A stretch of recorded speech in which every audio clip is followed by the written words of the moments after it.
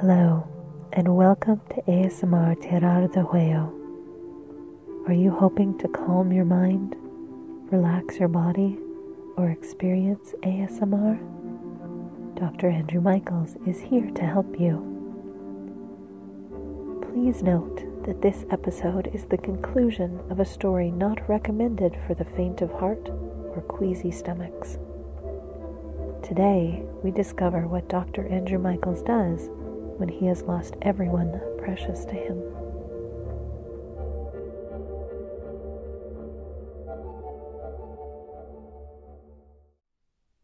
I pulled myself back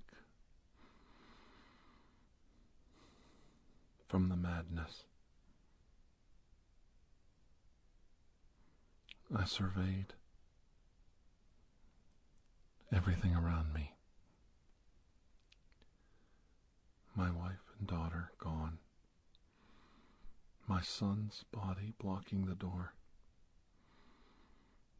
How many minutes have I sat in this chair? My wife's favorite, soft, easy chair, staring at my son, lying prostrate across the floor. His blood dry now. His body cold. How long have I sat here?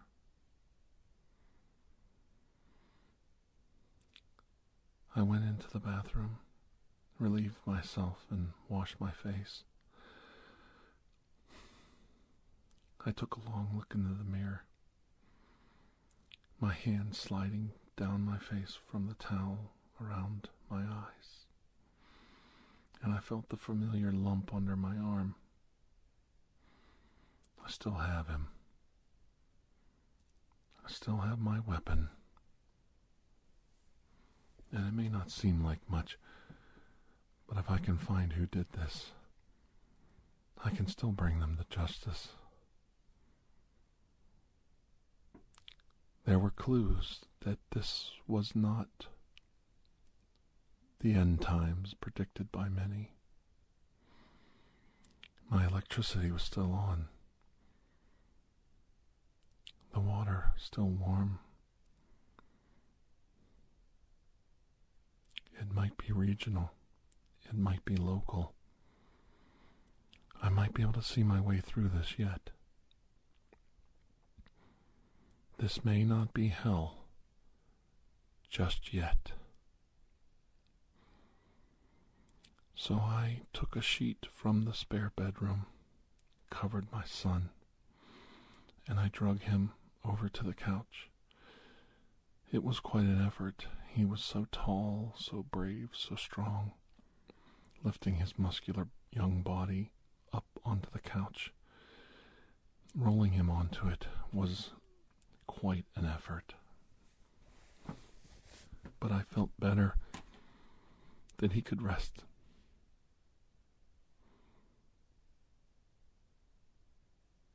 Not lying on the floor like a shattered animal on the side of the road. Covered in my son's blood, regardless of covering him with the sheet, I made my way outside, putting my coat on as I went. It was a cold, brisk evening.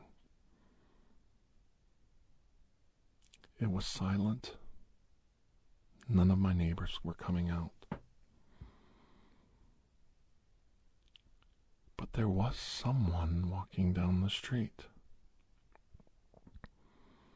Who was this skinny, scrawny man walking down the street?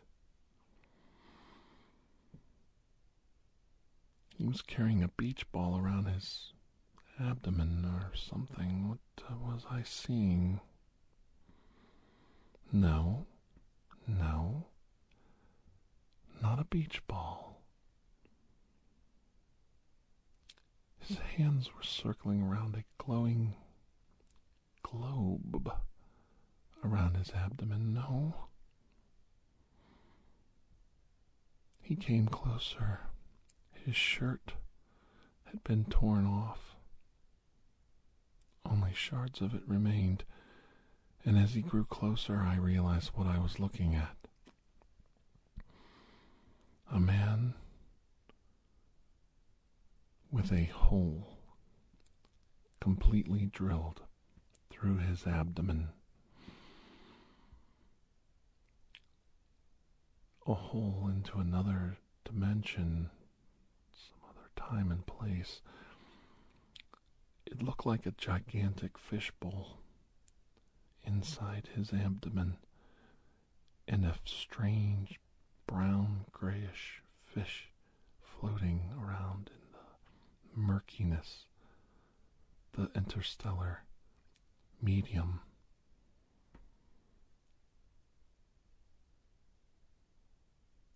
The material of this other dimension, not quite mixing with ours. He approached me without fear and a smile on his face and said, "It's time, brother. We must go to the gathering, the great gathering. We must set the hook, bring forth the thug, the thug." The thug, the thug.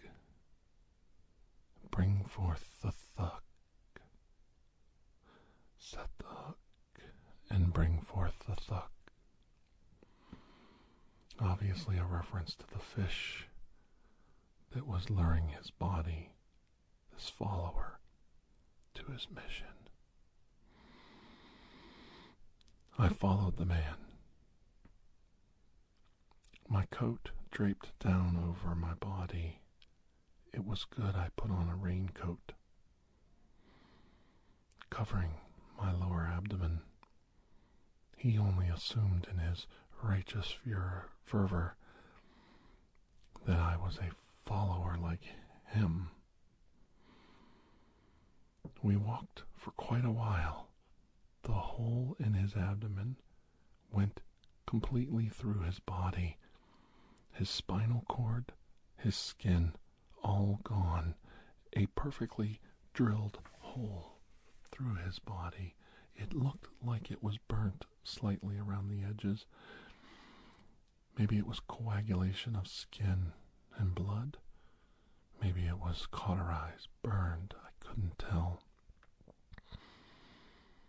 But it was holding him up, sustaining his body as he walked and marched into the woods and out the other side to where a barn awaited us.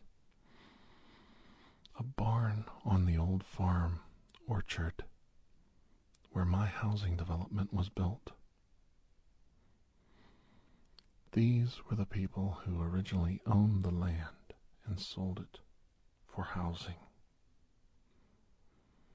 All that was left were a few peach trees, apple trees, and pear trees. They were still in a row, and the barn was ancient and huge. Ancient wood timbers built this barn. And the barn's face looked like the maw of an ancient demon beckoning us in. 2 eyes and a mouth beckoning us in. There was a light shining from within the barn, flickering. And as we approached, my eyes met with a large bonfire inside the barn. The smoke billowing up through the rafters, the height of this great barn allowing the smoke to dissipate through the hayloft. Eventually the barn would be engulfed with the flames from the bonfire, but for right now, it was clear I had shown up just in time to see a most disgusting, evil ceremony being played out before my eyes. A leader took a pedestal and placed it near the doorway as I walked in. I walked to his right side. along with other followers that had arrived. They didn't seem concerned or worried about me. They all were in different states of dress. Some had holes showing in their stomachs. Some were covered like me. But they were all in attendance, all whipped up in a religious fervor, excited, heretical, evil. They cracked open their huge, massive, heavy Bible and started their inane chants. Now remember, this is their Bible, not a Christian Bible, not the Koran, and not the Torah. This was a more ancient book, a book of spells, divinations, allowing them to bring forth their God onto this earth. And the fire flared up as the man said the ancient chants, everybody raising their arms, their stomachs glowing brighter and brighter like the brightness of the fire, the brightness of the sun. I could see into the fire now. A portal was being opened. Their God was going to come forth through this fire. I felt a loss. To be honest, I didn't know what to do. Their leader stood before me in plain English, began to talk to his followers. Now remember, my children, he said, as he comes through, we must set the hook. And he lifted up a rope with a hook on the end. Pass this through your bodies. Pass this through your bodies, my children. And you, he pointed to me, hook the other end to my truck outside. And we will pull our God into this world once we set the bait and the hook in his mouth. We will pull the behemoth from his world into ours to destroy all that lie before him. Look upon the behemoth, my children, look upon his mouth. Realize he is our God. I turned as I walked out the door of the barn, my mind reeling from the horrors I saw, to see the creature posing a giant, gloppy, slimy, gray worm, fins, and the shape of a worm and a fish. A worm and a fish. What am I looking at? Am I seeing what I want to see? I closed my eyes and lowered my head. I cleared my thoughts. What am I seeing?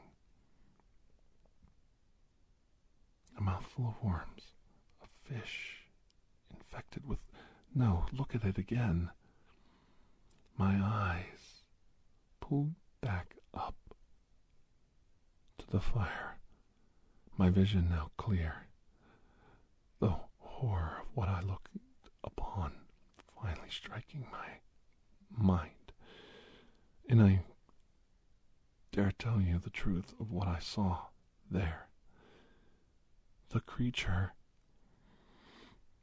was huge, the size of a Zeppelin, an ancient Hindenburg airship. The body of a gray fish with fins and a tail sweeping back and forth slowly, navigating its way through the ethereal plane it existed upon, the murky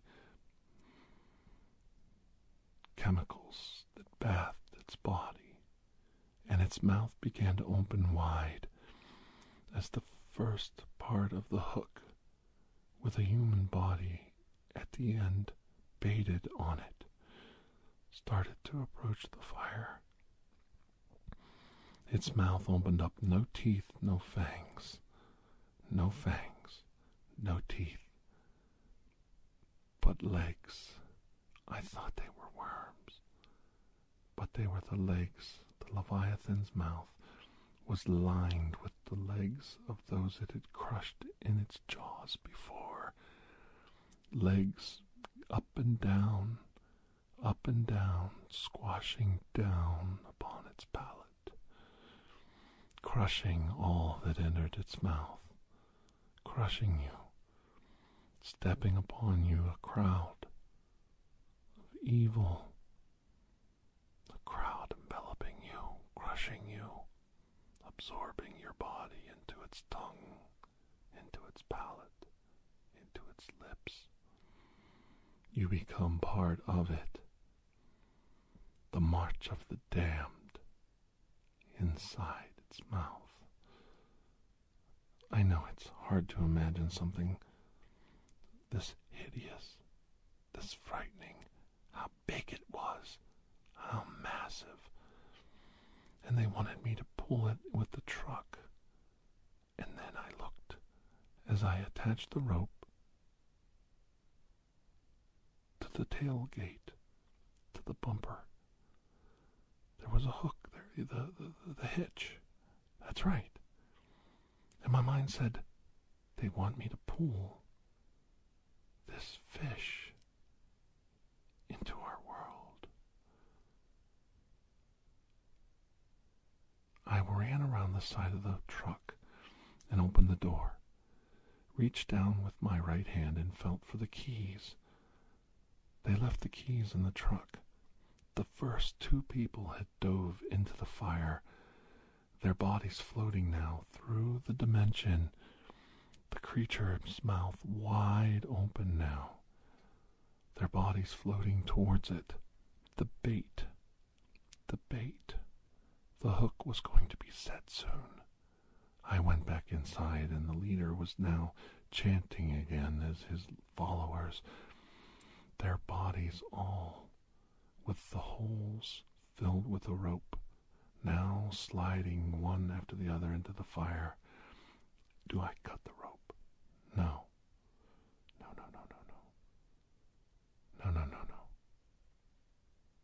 No, it's gone too far. This creature so slow moving, a gas bag, the creature floating in this plane of existence, in the thick air around it. There's another way. I took a chance on my decision as I looked upon the floating, blobbing balloon upon me, my eyes, and I reached inside my coat and pulled out my small revolver. I walked straight up to the leader as he was chanting.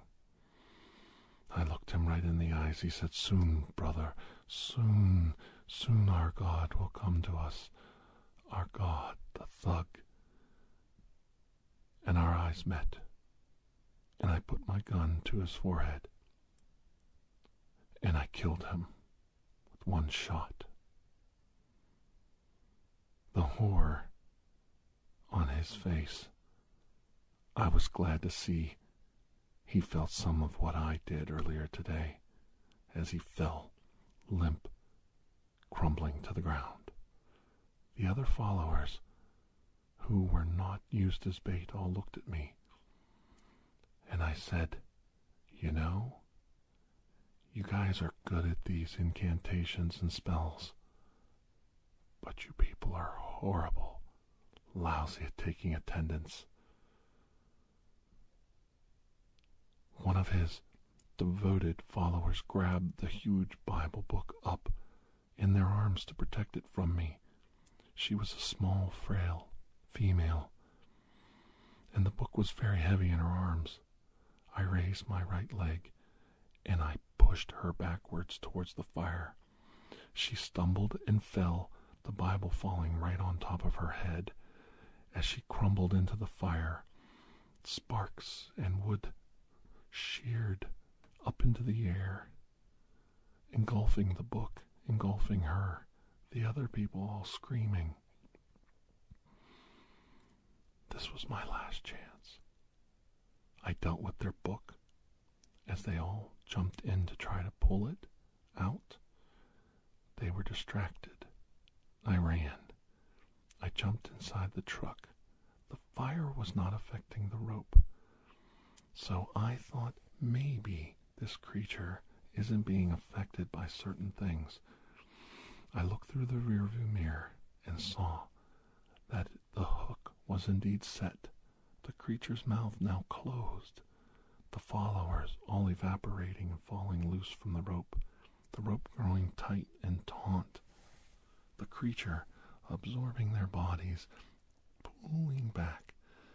The tautness on the rope, it did tighten, but the creature had no mass. I fired the truck up. I put it into gear. I floored the truck with all my might.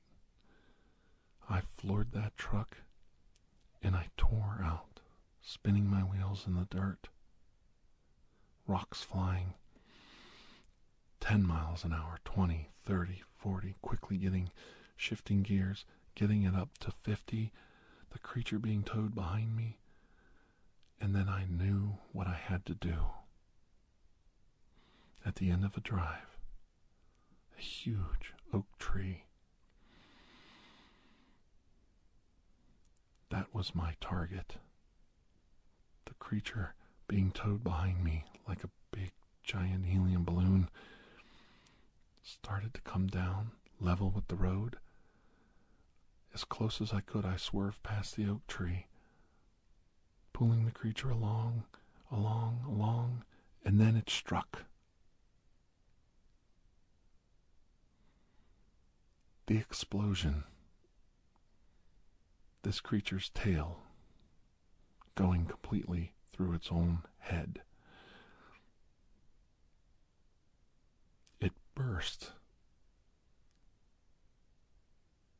It popped like a gigantic, overbloated zit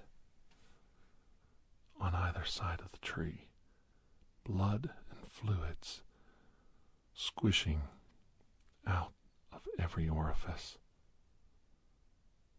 I turned that God and his wonderful followers inside out. I could see in the distance the barn, finally engulfed by the bonfire, the incantations no longer holding the flames back from burning the rafters. The followers' cries and yells draining and drowning out with the crack of the fire. The teeth, the claws, the fangs of the creature, the legs of the creature, slowly slipping into the ground, things returning back to where they belong. I got out of the truck and walked behind and undid the rope. So much for your God. So much for your end times.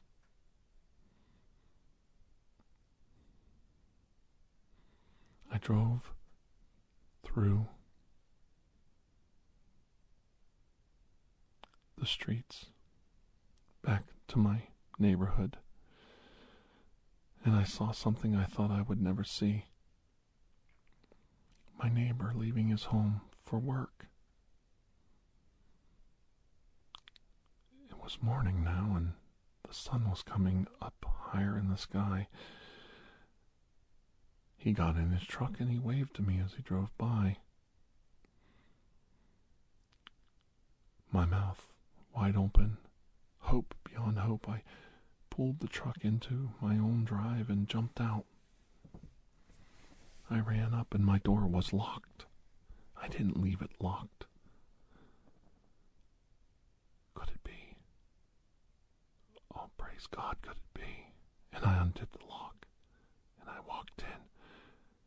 My little dog, Buster, waiting for me, jumping up on me, wanting to be petted. My eyes, from the dog up to that easy chair, noticing in that split second no marks on the floor where I drug my son, and there she was, my wife. My wife sitting in her nightgown, griping about me making too much noise, getting home late from my night shift at work, drinking her coffee. My son sleeping on the couch saying, "Can't you people be quiet?" And my daughter walking by saying she needs money for shopping.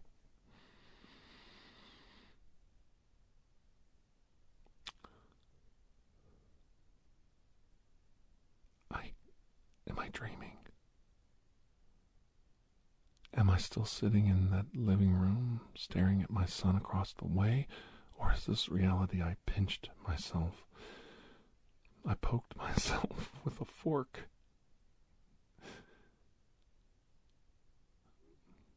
My daughter asking, "Are you going to give me those pancakes, or are you just going to keep playing with that fork?"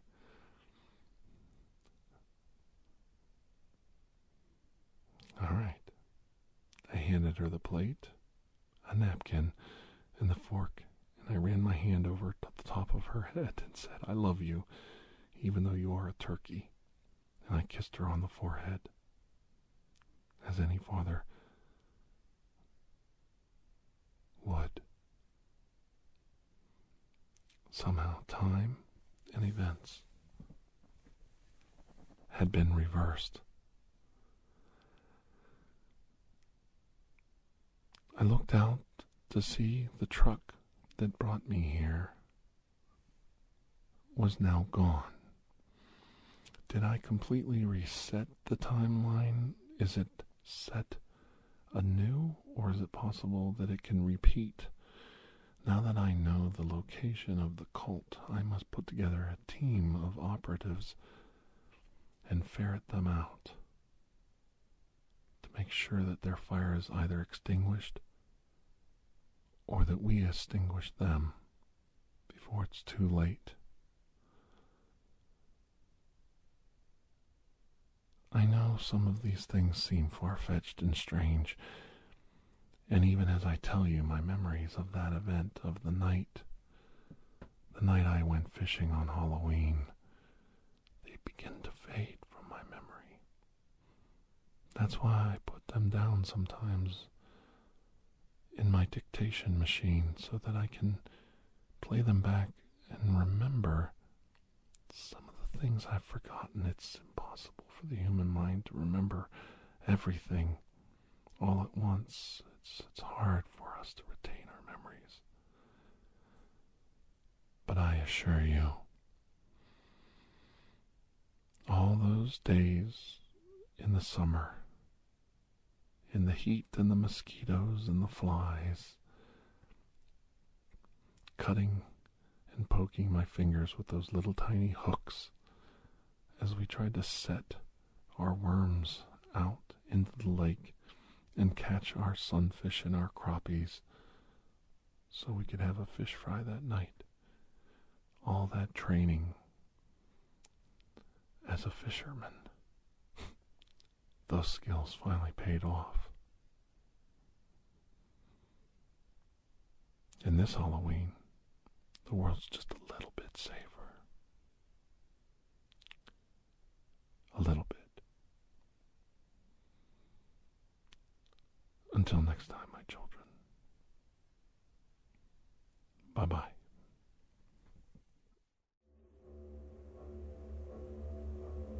Thank you for joining us for ASMR TirarADeguello. Please take a moment to rate and review this podcast. If you are interested in additional ASMR content, you may view our library of videos at youtube.com/TirarADeguello. The theme song, Atlantis, is by Jason Shaw of Audionautics.com and is used by permission. Correspondence, including questions or requests, may be sent to TirarADeguello@gmail.com. On behalf of Dr. Andrew Michaels, thank you.